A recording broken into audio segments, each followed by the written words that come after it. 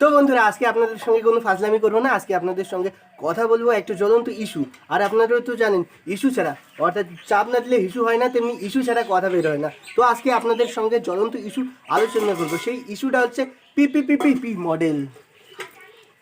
আর এইখানে বলে রাখি, মানুষের বেঁচে থাকার জন্য কী প্রয়োজন?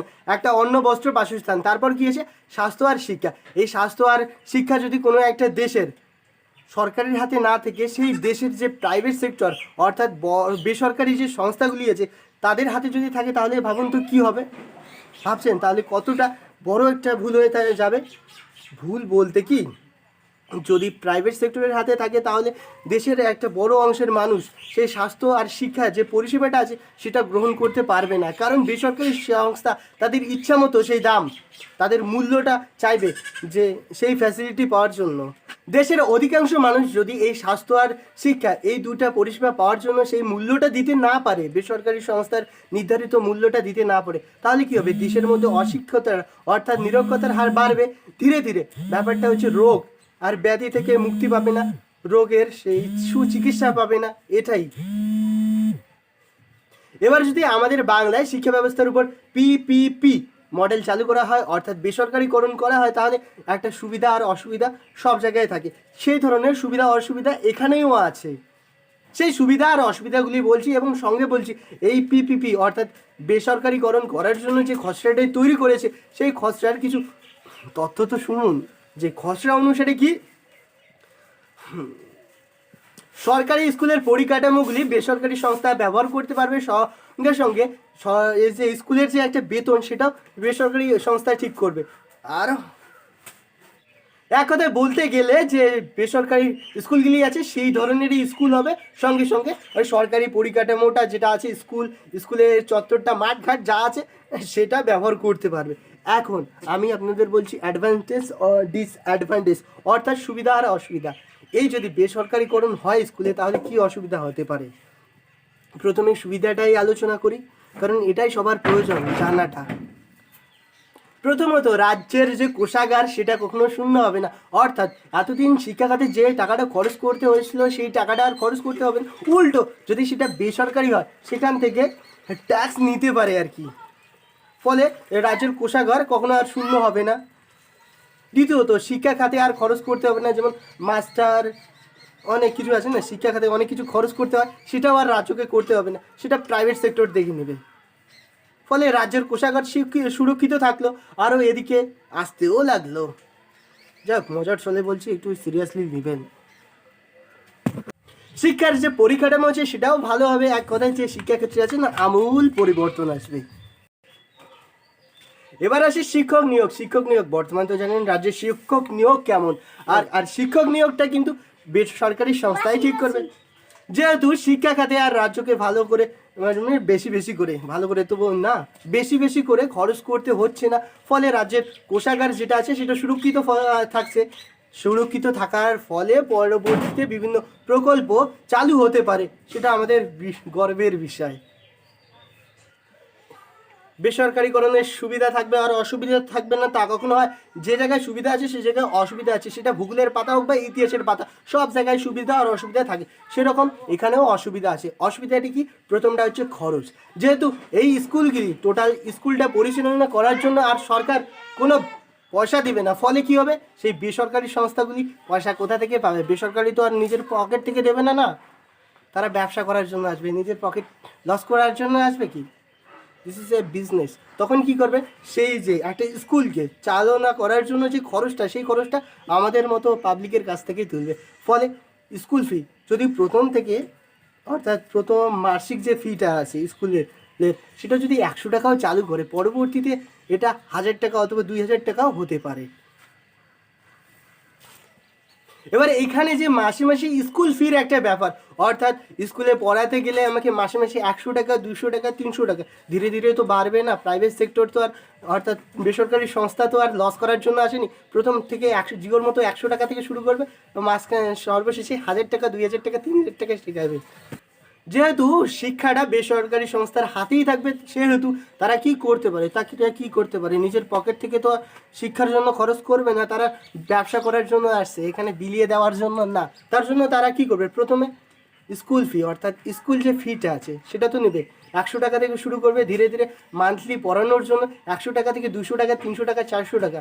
এই যে একটা প্রতি মাসে পড়ানোর জন্য যে একটা খরচ, এই খরচটা প্রান্তিক অঞ্চলের মানুষ অথবা গ্রাম্য যেসব অঞ্চলের মানুষের রোজগার নেই, যারা দারিদ্র্য সীমার নিচে আছে, তাদের পক্ষে সহজ না এই খরচাটা বহন করা। ফলে কি, সেই প্রান্তিক গ্রাম্য অঞ্চল অর্থাৎ কোনো জায়গায় দারিদ্র্য সীমার নিচে বসবাসকারী মানুষের বাচ্চাদের পড়ানো হবে না, পড়ানো সম্ভব হবে না। ফলে তারা নিরক্ষরতায় থেকে যাবে, তাদের মধ্যে জ্ঞানের আলো ফুটবে না।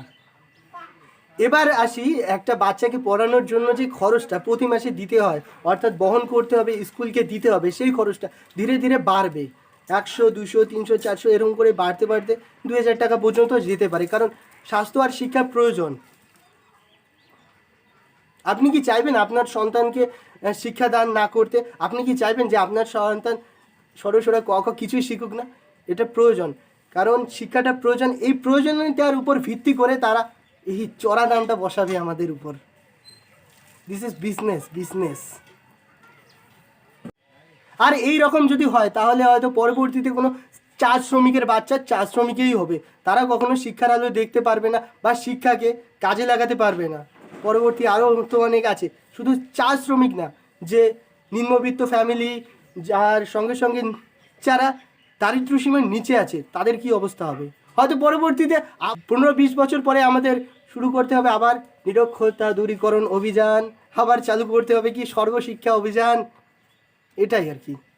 এই সম্পর্কে আমি বিশেষ কিছু বলতে চাই না, তবে একটা কথাই বলতে চাই, এখানে শিক্ষার ভালো মান দেওয়ার জন্য সেই বেসরকারিকরণ প্রয়োজন নয়, ভালো সিস্টেমের প্রয়োজন। যে সিস্টেম সব কিছু সঠিকভাবে চলাবে, যে সিস্টেমের কারণে একটা মানুষ উন্নত হতে পারবে, যে সিস্টেমের মাধ্যমে একটা ছোট শিশু থেকে একটা সাবলীন বটবৃক্ষে রূপান্তরিত হবে।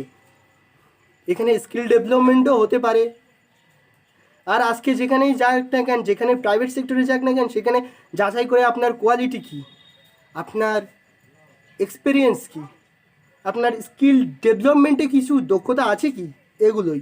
তা আমি মনে করি এই শিক্ষার মানকে উন্নত করার জন্য শুধুমাত্র পুঁথিগতই না, সঙ্গে সঙ্গে একটা সিস্টেম দরকার। সিস্টেমের সঙ্গে সঙ্গে স্কিল ডেভেলপমেন্টেও দরকার, যাতে পরবর্তীতে কোনো মানুষ আমাদের মতো বেকার সমস্যায় না ভোগে।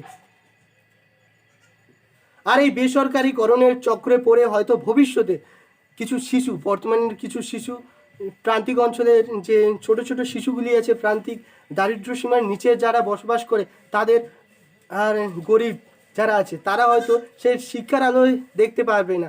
ফলে লুট, ধর্ষণ, অপহরণ এর মতো জঘন্য কাজ বৃদ্ধি পাবে। আর এই বেসরকারিকরণের কারণে হয়তো কোনো প্রান্তিক অঞ্চল, কোনো দরিদ্র পরিবারের ছেলে ভবিষ্যতের কালাম হতে পারবে না, কোনো লেখক হতে পারবে না। তারা হবে কি, তারা একটাই হবে কি, দারিদ্রতায় ভুগবে। যখন দারিদ্রতায় ভুগবে তখন সমাজে অটোমেটিকলি লুট, ধর্ষণ, অপহরণ এই ধরনের জঘন্য কাজ বাড়বে। তখন কি হবে? তখন আরও ভালো হবে, তখন হাততালি দেওয়া দরকার। আজকে এইখানে দাঁড়িয়ে বিদ্যাসাগরের কথা মনে পড়েছে। বিদ্যাসাগর তার মাকে গয়না কিনে দিতে চেয়েছিল, মা বলেছিল যে আমাকে গয়না কিনে না, গড়ে দিতে হবে। সেই গয়নার মধ্যে প্রথম গয়না কি ছিল? অবেতনিক স্কুল, যেখানে মানুষ পড়তে পারবে, জ্ঞান অর্জন করতে পারবে। কিন্তু আজ যদি সেই শিক্ষায় ব্যবসা হয়ে দাঁড়ায়, অর্থাৎ টাকা ইনকামের মাধ্যম, শিক্ষাকে কিনতে হয়, তাহলে পরবর্তীতে শিক্ষা সমাজের মেরুদণ্ড হবে না। শিক্ষা হবে কি, একটা বিজনেস, বিজনেস অর্থাৎ ব্যবসা। আর সর্বশেষে বলতে চাই, এইভাবে যদি শিক্ষা বেসরকারিকরণের কারণে কিনতে হয়, হয়তো পরবর্তীতে বিভিন্ন প্রান্তিক অঞ্চলের মানুষ শিক্ষা থেকে বঞ্চিত হবে। ফলে লুট, ধর্ষণ, অপহরণ, আরও অনেক চোর ছাচোর সব কিছুই বৃদ্ধি পাবে অন্ধবিশ্বাস। ধীরে ধীরে গুরুত্ব কমে যাবে শিক্ষার উপর প্রান্তিক অঞ্চলের মানুষদের। আমি প্রান্তিক অঞ্চলের মানুষ হয়ে বলতে পারি যে এখানে শিক্ষার গুরুত্বটা কতটা। এদিকে যেমন এইসব মানুষ প্রান্তিক অঞ্চলের বাচ্চাদের শিক্ষিত করার জন্য নিজের মূল্যবান সময়টুকু দিচ্ছে, নিজের মেধাকে কাজে লাগাচ্ছে, আর এদিকে এই শিক্ষাকে কেউ ব্যবসা হিসেবে কাজে লাগাচ্ছে। তো আমরা জানি একসময় ভারতবর্ষে অর্থনীতিতে উদারীকরণ হয়েছিল, কিন্তু এখন যদি আমাদের বাংলায় শিক্ষাক্ষেত্রে বেসরকারিকরণ হয়, তাহলে তোমাদের মতে কি সুবিধা কি অসুবিধা হতে পারে অবশ্যই কমেন্ট বক্সে লিখে পাঠাবেন। তো দেখা হবে পরবর্তী ভিডিওতে। তো আজকে আসি।